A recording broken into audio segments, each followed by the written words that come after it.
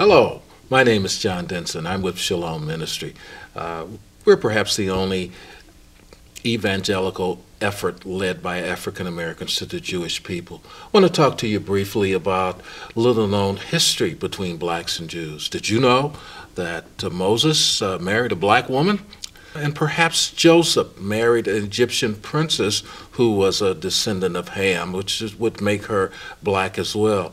And as you look into the New Testament, did you know that the Ethiopian eunuch who left North Africa was black? He was a proselyte Jew. He left North Africa, he went to Jerusalem, he was searching for the truth.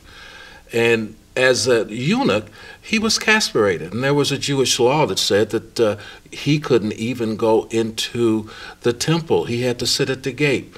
But he didn't give up. He persevered. He was searching for truth. And God spoke to Philip. And Philip left what he was doing in Samaria. He was at a great revival. And he went and he joined himself to the Ethiopian eunuch's chariot. And the Ethiopian eunuch asked him, Philip asked him, I should say, do you understand what you're reading? And he said to Philip he didn't. And Philip saw the place that he was reading in Isaiah and preached to him Jesus Christ. And do you know that he became the first black believer in Christ? And what's exciting, he was baptized by a Jewish man. As you begin to explore American history between blacks and Jews, certainly Jews owned slaves, but by proportion, very little. They were very vocal in announcing slavery. And as you move ahead and begin to look at the formulation of the NAACP, that was funded and financed by Rosenthal's of Sears and Roebuck's fame. Historical black colleges, that was also funded by Jews who worked along with George Washington Carver and others to establish these predominantly black historical colleges. In my era, during the Civil Rights Movement, this was a difficult time. Perhaps 1/3 of the civil rights workers were Jews. You and I know that Goodman and Swerner lost their lives in the struggle in Mississippi.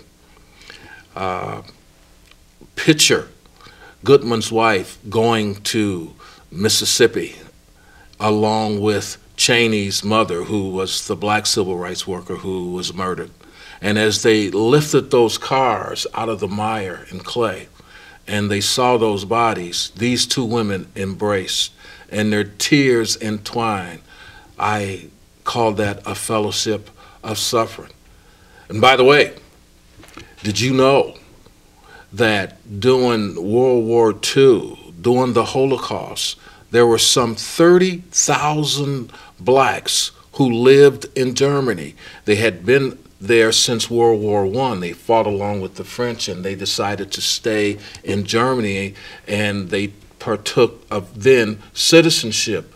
Well, when the Nazi regime came to power, Hitler had them sterilized. He didn't want them interacting or mating, as he called it, with the Aryan race.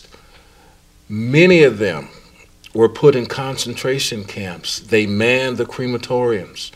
And towards the end of the war, they were murdered so that they would be kept silent. So there's a fellowship of suffering there as well between blacks and Jews. Did you also know that black battalions liberated some of the concentration camps, Dachau, Auschwitz, and when the black soldiers saw the skeleton remains of the Jewish people, they wept. They couldn't deal with the agony and the despair that they witnessed. It affected them psychologically as well as spiritually.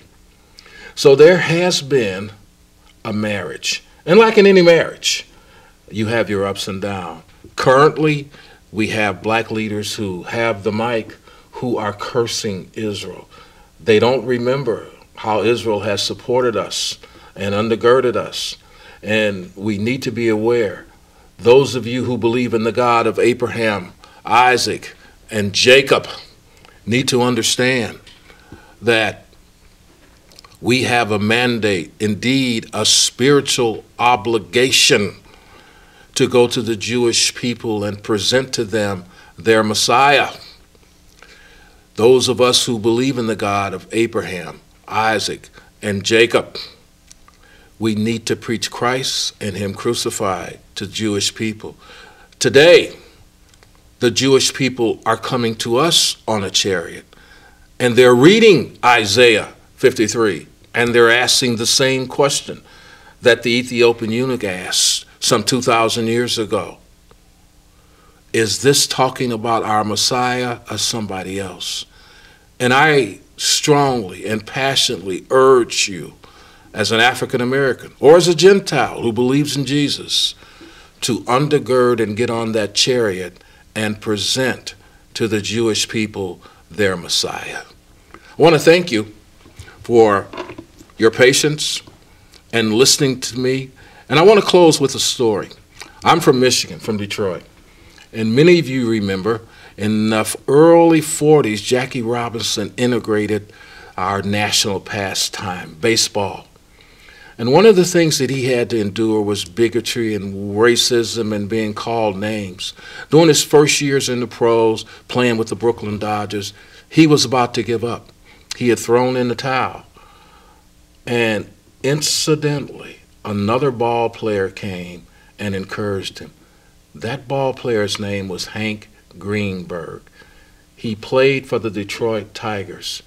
He was one of the first Jewish players to break into the major leagues, and he had to endure the same type of bigotry and hatred and discomfort that Jackie Robinson endured. So he encouraged Jackie and gave him the stamina and the strength to carry on.